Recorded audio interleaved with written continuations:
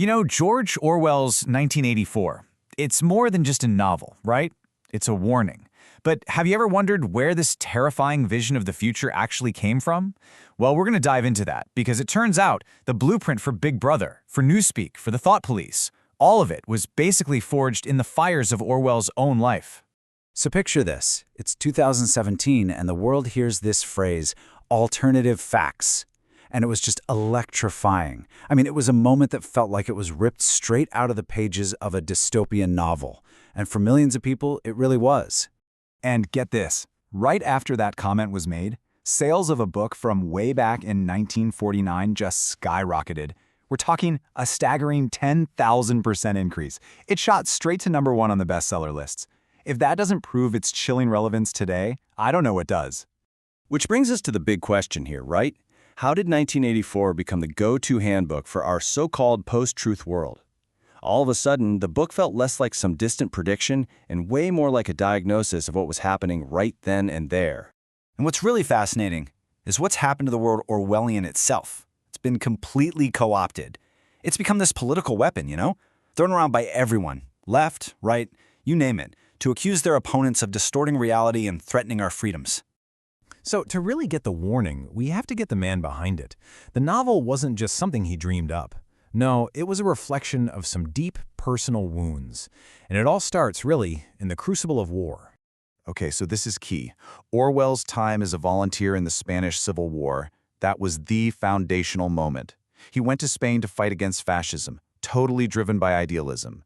But what he actually found there, it would shatter his beliefs and plant the seeds for everything we see in 1984.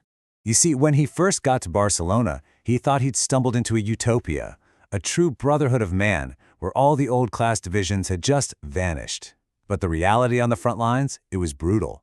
The Republican side he was fighting for was completely fractured, just consumed by political rivalries and, this is the real kicker, deliberate, calculated lies. So here's the lesson he took away from all that, and it's a huge one. Truth is always the first casualty of war, especially an ideological war. He saw firsthand how Soviet-backed communists were spreading total falsehoods and betraying their own allies, including him. So he went there to fight one enemy, fascism, and he left with a second one, Stalinism. He'd seen with his own eyes how easily reality could be twisted for political power. And his education in, let's call it, the mechanics of untruth, it didn't stop there. It continued during World War II, but this time was different. He wasn't out on the battlefield. He was on the inside, working inside the machine itself as a propagandist for the BBC. And that experience, it directly inspired one of the most chilling concepts in 1984, Newspeak. The whole point of Newspeak wasn't just to control what people said. It was to make certain thoughts, rebellious thoughts, literally impossible to even have, but just erasing the words you'd need to form them. So at the BBC, even though he was on the good side fighting the Nazis, he saw these propaganda principles in action every single day. He witnessed how information was filtered, how really complex truths were boiled down into simple slogans, and how facts were just manipulated to fit the government's narrative and keep up morale. And this is where you can see the connection so clearly. In 1984, the party just gets rid of the word freedom. Well, in the real world, Orwell saw how governments used euphemisms, soft-sounding words like collateral damage or cleansing, to make horrific acts of violence sound, well, almost boring, and to desensitize everyone to the reality of it. And let's be real, this isn't just ancient history.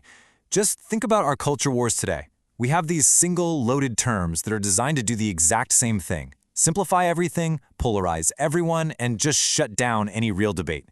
Orwell's warning feels disturbingly close to home, doesn't it? But it wasn't just politics that shaped this book. There was a third, and maybe the most visceral influence of all, and it was deeply personal.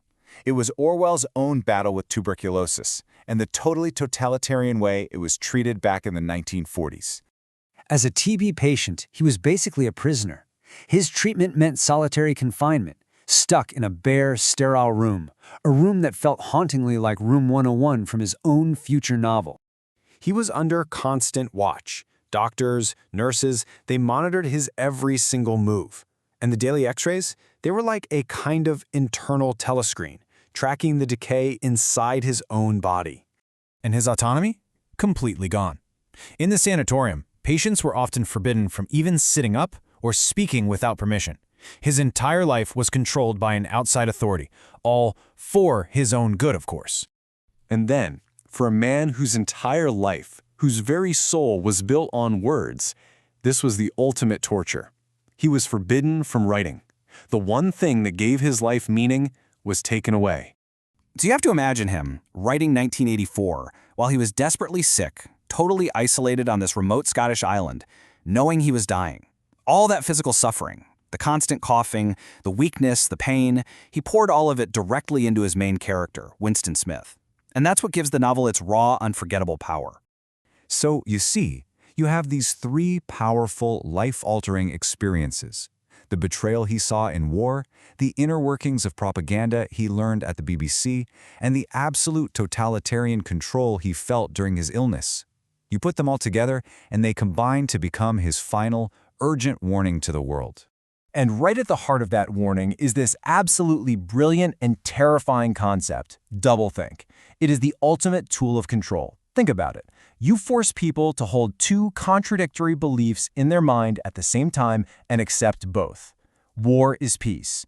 Freedom is slavery. By doing that, you completely destroy rational thought. You make people immune to logic, immune to reality itself. But for all that darkness, Orwell might have left us a little clue, a tiny glimpse of hope.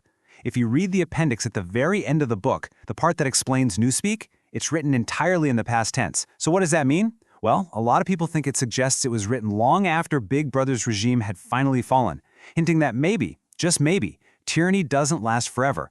You know, Orwell himself was very clear about this. He said 1984 was not a prophecy. It was never meant to be. After it came out, he said, look, the moral is simple. It's a warning. It's a call to action. It depends on us. And that, well, that leaves us with the final haunting question, doesn't it? The whole point of the book was to be a wake-up call, to make us look around at our own world. So, in our age of alternative facts and social media echo chambers, who is Big Brother now?